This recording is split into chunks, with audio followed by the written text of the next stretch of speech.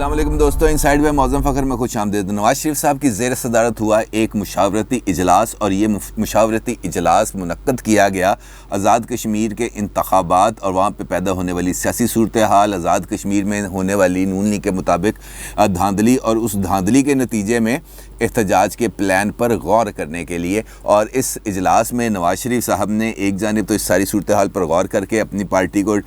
Directions بھی دیں، لیکن اس کے ساتھ ساتھ انہوں نے ایک اہم فیصلے کا بھی اعلان کیا، اور وہ فیصلہ ہے آزاد کشمیر کے اندر اپوزیشن کو متحدہ اپوزیشن میں بدلنے کے لیے نون لیگ کا پیپلز پارٹی کی طرف تعاون کا ہاتھ بڑھانے کے فیصلے کی منظوری۔ یعنی کہ اب آزاد کشمیر کے اندر پیپلز پارٹی اور نون لیگ مل کر متحدہ اپوزیشن بنائیں گے۔ اس اجلاس کے اندر اور کیا کیا فیصلے کیے گئے اور ان فیصلوں سے پاکستان کی سیاسی صورتحال پر کس قسم کے اثرات مرتب ہوں گے، اس پر بات کریں گے۔ لیکن اس سے پہلے بات کرتے ہیں وفاقی وزیر داخلہ شیخ رشید احمد کی، کیونکہ وہ ہمیں ایسا کوئی نہ کوئی موقع دے دیتے ہیں کہ ہم ان کا ذکر آپ کے ساتھ چھیڑیں۔ آج انہوں نے دوبارہ ایک میڈیا کے ساتھ تھوڑی سی گفتگو کی، اور بنیادی طور پر ان کی جو گفتگو کا محور تھا وہ شہباز شریف صاحب کا کل ہونے والا انٹرویو تھا جو انہوں نے سلیم صافی صاحب کو دیا، اور اس انٹرویو کے اندر انہوں نے جو گرینڈ نیشنل ڈائیلاگ کی بات کی، اور اس پر شیخ رشید احمد صاحب اپنا رد عمل دے رہے تھے۔ لیکن اس رد عمل کو سیاسی صورتحال پر بھی بات کروں گا، لیکن اس سے الگ جو ان سے سوال پوچھا گیا، جو اس وقت میں آپ کے ساتھ شیئر کرنا چاہ رہا ہوں، ان سے سوال پوچھا گیا کہ ابھی حالیہ بارشوں میں اسلام آباد ڈوبا، اور اسلام آباد میں بارشوں کے نتیجے میں جو سیلاب آیا اور اس کے نتیجے سے میں جو تباہی مچی اور اس کے ساتھ ساتھ ماں بیٹا جان سے گئے، اس صورتحال پر آپ کیا کہیں گے؟ تو شیخ رشید احمد صاحب نے، جو وفاقی وزیر داخلہ بھی ہیں، انہوں نے تمام تر ذمہ داری ڈال دی 1122 پر۔ اور سوال اب ان کا جب یہ سنا تو میرے ذہن میں یہ سوال پیدا ہوا کہ یار یہ کیا، یہ جو اسلام آباد کا سیکٹر ہے F11 یا 11 جہاں پہ یہ واقعہ ہوا تھا، وہ 1122 نے اس کو ڈیولپ کیا تھا، یا وہاں کی جو پلاٹنگ کی گئی تھی وہ 1122 نے کی تھی، وہاں سے جو تجاوزات قائم کی وہ 1122 نے کی، جو نالے کے اوپر جو وہاں سے برساتی نالا گزر رہا تھا وہاں پہ قبضے کر کے، وہاں پہ پلاٹ کر کے، وہاں پہ پلاٹنگ کر کے ان کو فروخت کیا گیا، کیا وہ 1122 نے کیا تھا؟ اور دلچسپ بات یہ ہے کہ 1122 اسلام آباد میں ہے ہی نہیں، اس کی سروس ہی موجود نہیں ہے، اور شیخ رشید احمد صاحب اس کی ذمہ داری 1122 پہ ڈالتے ہیں اور کہتے ہیں کہ کاش وہاں پہ 1122 ہوتی۔ اور میرا یہ خیال ہے کہ وہ یہ چاہ رہے تھے کہ وہاں پہ 1122 ہو، لیکن سوال یہ بھی پیدا ہوتا ہے کہ اب 3 سال گزرنے کے بعد عمران صاحب کی حکومت کو جو ایریا ان کے ذاتی کنٹرول میں آتا ہے وہ ہے اسلام آباد، اور اگر اسلام آباد کے اندر وہ ایک ایسی کوئی ایمرجنسی سروس نہیں شروع کر سکے جو پرویز الہی صاحب نے پنجاب میں شروع کی تھی، تو اس کا مطلب یہ ہے کہ کوتاہی اس طرف ہے، اس کو کوتاہی کو کسی اور ضمن میں نہیں ڈالنا چاہیے۔ اصولی طور پر یہ سیلاب ہے، اس سیلاب کی یہ جو اربن فلڈنگ ہوئی ہے اسلام آباد میں، اس کی تو تمام تر ذمہ داری عائد ہوتی ہے ان افراد پر، اس ہاؤسنگ سوسائٹی کے سب سے پہلے مالکان پر، جنہوں نے وہاں پر تجاوزات کی، نالے کے پارٹ کو کم کیا، وہاں پر پلاٹ بنائے اور پلاٹ بیچے، اور سارے کے سارے جو انتظامی عہدیدار تھے، جو افسران تھے، وہ وہاں پر خاموش تماشائی بنے بیٹھے رہے اور تمام صورتحال کو غور کرتے رہے۔ دراصل ہمارا المیہ یہ بن چکا ہے کہ جب تک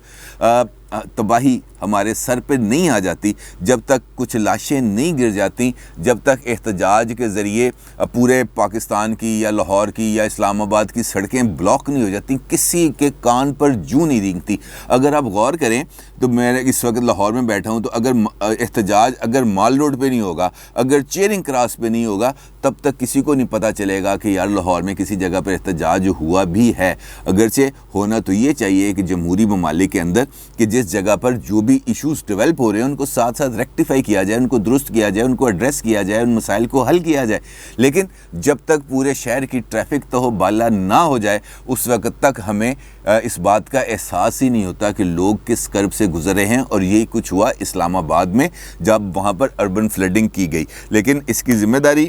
ذاتی طور پر اور حقیقی طور پر اسلام آباد کی انتظامیہ پر ہے۔ اور یہ بات درست ہے کہ اگر 1122 ہوتی تو لوگوں کو بر وقت بچایا جا سکتا تھا، لیکن اس سیلاب کو 1122 سے جوڑ دینا میرا خیال ہے وفاقی وزیر داخلہ کی ایک بہت بڑی زیادتی ہے، اور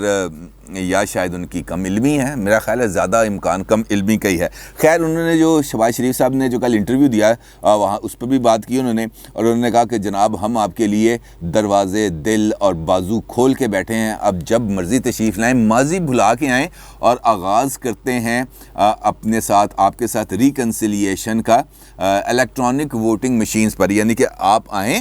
ضرور آئیں, لیکن ہمیں فائدہ پہنچا کے جائیں تاکہ ہم ایک ایسا کام کر سکیں جو پاکستان کا الیکشن کمیشن جو انتخابات کرانے کا ادارہ ہے وہ خود ابھی تک اس سارے معاملے پر کنونس نہیں ہو سکا. اور یہ بنیادی طور پر صرف اور صرف لوگوں کی آنکھوں کے اندر دھول جھونکنے کے علاوہ کچھ نہیں ہے, لوگوں کو گمراہ کرنے کے علاوہ کچھ نہیں ہے. کیونکہ سب سے پہلے حکومت اپوزیشن کو قائل کرنے سے پہلے اس کے لیے ضروری ہے کہ پہلے الیکشن کمیشن آف پاکستان کو قائل کرے کہ جناب یہ الیکٹرانک ووٹنگ مشینز ہیں اور اس کے ذریعے ہم یہ کام کرنے جا رہے ہیں, یہ ہیکیبل نہیں ہے, اس کو کسی بھی طریقے سے کنیکٹیوٹی نہیں درکار, اس کے یہ فائدے ہیں, یہ نقصان ہے. اور ابھی تک حکومت ایک مرتبہ بھی جا کے الیکشن کمیشن کے اندر اس مشین کا پروٹوٹائپ تک پیش نہیں کر سکی, اور اپوزیشن کو دعوت دے رہے ہیں کہ وہ آئیں یا نہ آئیں. اصل مقصد شیخ رشید صاحب کا صرف اور صرف یہ تھا کہ ابہام کریٹ کیا جائے, اور وہ جو عموماً نون اور شین کی لڑائی کا ذکر کرتے ہیں, ان کا یہ کہنا تھا کہ نون اور شین میں مفاہمت اور مزاحمت کی لڑائی ہے. پہلے کہا تھا نون لیگ اور شین لیگ دو جماعتیں ہیں, اور انہوں نے آج تھوڑے سے جملوں کے اندر رد و بدل بھی کیا. ان کا کہنا تھا کہ اقتدار کہ بھوکوں کے جمعہ بازار کو پذیرائی نہیں مل رہی, ان کا کوئی سیاسی مستقبل نہیں ہے. نون لیگ اپنی انگلیاں کاٹے گی اور ٹائیں ٹائیں فش اور ٹھس ہو چکی ہے. اب کون ٹھس ہوا, کون نہیں ہوا, کون انگلیاں کاٹے گا, کون دانت چبائے گا, کون ہونٹ چبائے گا, اس کا فیصلہ تو وقت ہی کرتا ہے. لیکن یقینی طور پر جو اس وقت کی صورتحال ہے وہ صورتحال حکومت کے لیے تو بڑی خوشی کی ہے. وہ اس سے خوشی سے بغلیں بھی بجا سکتے ہیں, الٹی چھلانگیں بھی لگا سکتے ہیں, الٹ بازیاں بھی لگا سکتے ہیں, لیکن یہ زیادہ عرصے کی بات نہیں ہے, کیونکہ ہر ایک سیاسی معاملے کو سیاسی انداز سے حل کرنے کے لیے صرف اور صرف ویژن درکار ہوتا ہے, جو ہماری حکومت کے پاس نہیں. اور کوشش یہ ہے کہ جو ہماری اپوزیشن ہے کم از کم وہ اس ویژن کا مظاہرہ کرے اور تمام سٹیک ہولڈرز کو کم از کم اپنے اپوزیشن کے پلیٹ فارم پر متحد کر سکے. اور اسی سلسلے کی کڑی ہے نواز شریف صاحب کی زیر صدارت لندن میں ہونے والا اجلاس, جہاں پر جو پاکستان مسلم لیگ نون کی پاکستانی قیادت ہے اور آزاد کشمیر کی جو قیادت ہے اس نے شرکت کی. اور اس اجلاس میں پیپلز پارٹی اور نون لیگ نے مشترکہ طور پر اپوزیشن کا کردار ادا کرنے کا فیصلہ کیا. یہ اجلاس ہوا تھا جی کل, اور اس اجلاس میں اس آپشن پر بھی غور کیا گیا تھا کہ نون لیگ جو آزاد کشمیر اسمبلی ہے اس میں حلف ہی نہ اٹھائے. اس پر جو شرکاء تھے اور خاص طور پر جو آزاد کشمیر کے جو مسلم لیگ نون کے لیڈران تھے, ان کا یہ کہنا تھا کہ جناب یہ ہماری چونکہ تعداد ہی بہت زیادہ کم ہے آزاد کشمیر کے اندر, ہمارے ٹوٹل 6 اراکین اسمبلی ہیں, اگر ہم حلف نہیں بھی لیں گے تو اس سے کچھ زیادہ فرق نہیں پڑے گا, کیونکہ باقی جماعتوں نے حلف لے لینا ہے. لہٰذا بہتر یہ ہے کہ ہم اپنی سپیس کو خالی نہ کریں اور پوری کے پورا جو ایوان ہے وہ ہم جو پی ٹی آئی کے سپرد نہ کر دیں. بہتر یہ ہے کہ ہم حلف لیں, جس پر نواز شریف صاحب نے اس بات پر آمادگی ظاہر کر دی. اور آج اس کا عملی مظاہرہ بھی ہوا کہ اس اتحاد کے تحت آج آزاد کشمیر اسمبلی کے اندر جو خصوصی نشستیں ہیں ان کے انتخابات ہوئے, اور وہاں پر پی ٹی آئی نے تینوں کی تینوں مخصوص نشستیں جیت لیں, علماء, ٹیکنوکریٹس اور اوورسیز پاکستانی. اور یہاں پر دونوں جو پی ٹی آئی اور مسلم لیگ نون اور پیپلز پارٹی کے امیدواروں نے ایک دوسرے کو ووٹ کیا. پیپلز پارٹی نے علماء مشائخ سیٹ پر نون لیگ کو ووٹ کیے, اور نون لیگ نے اوورسیز کی سیٹ پر جو ووٹ کیا پیپلز پارٹی کو, لیکن وہ اپنی تینوں کی تینوں سیٹیں ہار گیا. البتہ یہ جو اجلاس ہوا نواز شریف صاحب کی زیر صدارت, اس اجلاس میں غور کیا گیا کہ جو احتجاجی مہم ہے اس کو کیسے شروع کیا جائے, اور جو پلان اناؤنس کیا گیا ہے مسلم لیگ نون کی طرف سے اور مسلم لیگ نون آزاد کشمیر چیپٹر کی طرف سے کہ پارلیمنٹ کے سامنے دھرنا دیا جائے گا, کوہالہ پل کو بلاک کر کے اسلام آباد اور مظفر آباد کا زمینی رابطہ منقطع کر دیا جائے گا, اس آپشنز پر غور کیا گیا. تو وہاں پر نواز شریف صاحب نے ان کا یہ کہنا تھا کہ یار ایسا کوئی آپشن آپ اس کو مت اویل کریں جس کے اپلائی کرنے پر ہمیں کچھ رد عمل کا سامنا آنا آئے, اور مقامی قیادت اور رکن اسمبلی ان کے درمیان بھی کچھ اختلافات آئے جو پارٹی کے لیے نقصان دہ ہوگا. میرا خیال ہے ان کا اشارہ لطیف گجر صاحب کی طرف تھا جنہوں نے انڈیا سے مدد لینے کی بات کی تھی, انڈیا سے رجوع کرنے کی بات کی تھی, اور میرا نہیں خیال کہ نواز شریف صاحب نے جو ان کے ذہن کے اندر جو سینیریو بن رہا ہے اس سینیریو کے اندر ابھی اس قسم کی کسی چیز کی کوئی گنجائش بن رہی ہے. اور یہ اس پر انہوں نے واضح طور پر نواز شریف صاحب نے کہا کہ کسی سخت فیصلے کی صورت میں وہاں کی مقامی قیادت اور اراکین اسمبلی کی طرف سے اختلاف رائے سے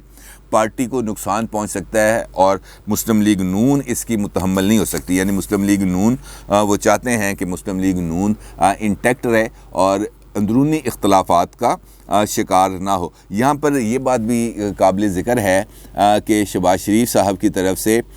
اس جو احتجاج ہے جو پلان کیا گیا اس پر خاصی ریزرویشنز کا اظہار کیا گیا تھا, اور جو سلمان غنی صاحب کو انہوں نے انٹرویو دیا تھا دنیا اخبار کے لیے, اس انٹرویو کے اندر بھی ان کا یہ کہنا تھا کہ اگر آپ کے پاس کوئی ٹھوس ثبوت ہیں تو وہ ٹھوس ثبوت دیں. بلکہ راجہ فاروق حیدر جو سابق وزیر اعظم آزاد کشمیر ہیں ان کے ساتھ بھی ٹیلی فونک کنورسیشن کے اندر شہباز شریف صاحب کا یہی کہنا تھا, اور جب ان کا رابطہ ہوا تھا نواز شریف صاحب سے تو انہوں نے نواز شریف صاحب کو بھی یہی پیغام دیا تھا کہ ایک الیکشن ہارنے کی بنیاد پر ہم اس قسم کے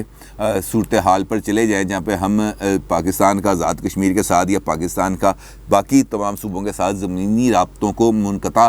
کرنے کے انتہائی اقدام کی طرف جائیں تو ان کا یہ خیال تھا کہ یہ غیر ضروری ہے. اور مختلف ٹی وی چینلز کے اوپر جو خبریں چل رہی ہیں اس کے مطابق بھی جو شہباز شریف صاحب ہیں انہوں نے جو آزاد کشمیر چیپٹر ہے نون لیگ صاحب کا اس کو انہوں نے ہدایت کی ہے کہ آپ کے پاس اگر دھاندلی کے ٹھوس شواہد موجود ہیں آزاد کشمیر کے اندر وہ پیش کریں تاکہ اس کی بنیاد پر کوئی پالیسی بنائی جا سکے. خالی جو دعوے ہیں جو نعرے ہیں ان کی بنیاد پر کسی قسم کی پالیسی نہیں بنائی جا سکتی, کیونکہ اس کا بیکلیش آئے گا, اس کا نقصان ہوگا اور سیاسی نقصان اس کا زیادہ ہے. لہٰذا ہمیں